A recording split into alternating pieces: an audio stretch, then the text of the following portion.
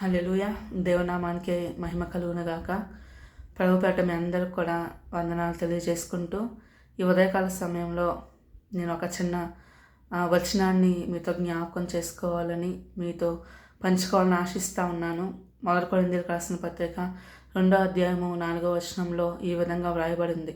మీ విశ్వాసము మనుషుల జ్ఞానమును ఆధారం చేసుకొనక దేవుని యొక్క శక్తిని ఆధారం చేసుకుని ఉండవలనని అన్న వచనాన్ని ఈరోజు మీతో నేను పంచుకోవాలని ఆశపడుతూ ఉన్నాను.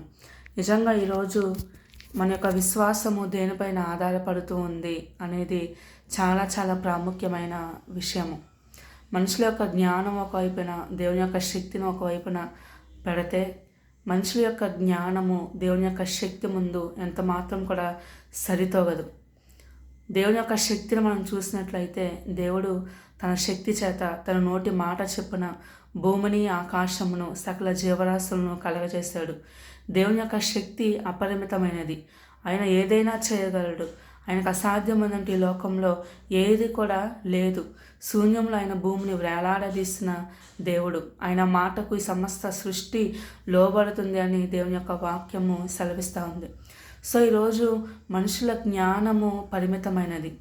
మనుషుల జ్ఞానము పైన, అంటే మన జ్ఞానం పైన మన విశ్వాసము ఆధారపడి ఉంటే అంతకంటే కూడా దౌర్భాగ్యమైన విషయం మరొకటి ఉండదు.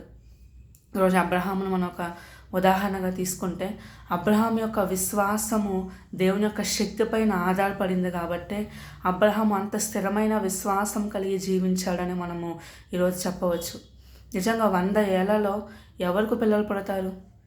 ఇది లోకానుసారమైన జ్ఞానము వలన చిక్కుపడే విషయం కాదు. ఈ లోక జ్ఞానము పైన ఒకవేళ అబ్రహాము తన యొక్క విశ్వాసమును ఆధారం చేసుకుని ఉంటే తన విశ్వాసం అంత స్థిరంగా ఉన్నాడు. ఎందుకంటే ఈ లోక జ్ఞానముతో మనం ఆలోచిస్తే 100 సంవత్సరాలు ఉన్న ఒక వ్యక్తికి ఏ విధంగా పిల్లలు పుడతారు? కానీ అబ్రహాము దేవుని యొక్క శక్తి పైన విశ్వాసమును ఉంచాడు.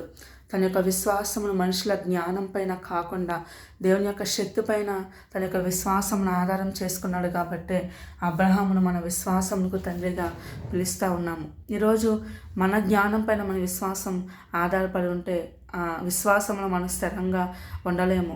ఎందుకంటే మనుషుల జ్ఞానము ఏ విధంగా ఉంటుందంటే, ఏదైనా శ్రమ వచ్చినప్పుడు అక్కడికి వెళ్దాము, ఇక్కడికి వెళ్దాము, అక్కడికి వెళ్తే బాగుపడుతుంది, ఇక్కడికి వెళ్తే బాగుపడుతుంది అని మనుషుల జ్ఞానము ఈ లోకానుసారమైన జ్ఞానాన్ని మనకిస్తుంది. కానీ దేవుని యొక్క శక్తి పైన మన విశ్వాసం ఆధారపడతాయో, దేవుడు ఎంతో శక్తిమంతుడు కదా, ఆయన ఏదైనా చేయగలడు, ఆయన సమస్తము చేయగలడు కదా అని ఆయన శక్తి పైన మన విశ్వాసం ఆధారపడి ఉంటే ఈ లోకం శ్రమలు వచ్చినప్పుడు, బాధలు వచ్చినప్పుడు, వ్యాధులు వచ్చినప్పుడు మనం కృంగిపోక నా దేవుడు నాకు తోడుగా ఉన్నాడనే స్థిరమైన విశ్వాసం మనం కలిగి ఉండి ముందుకు వెళ్ళడానికి అది ఉపయోగపడుతుందని ప్రభుపేట మీ అందరికీ వందనాలు తెలియజేసుకుంటూ ఈ వచనాన్ని మీతో పంచుకుంటూ ఈ యొక్క వీడియోని ఇంతటితో ముగిస్తున్నాను.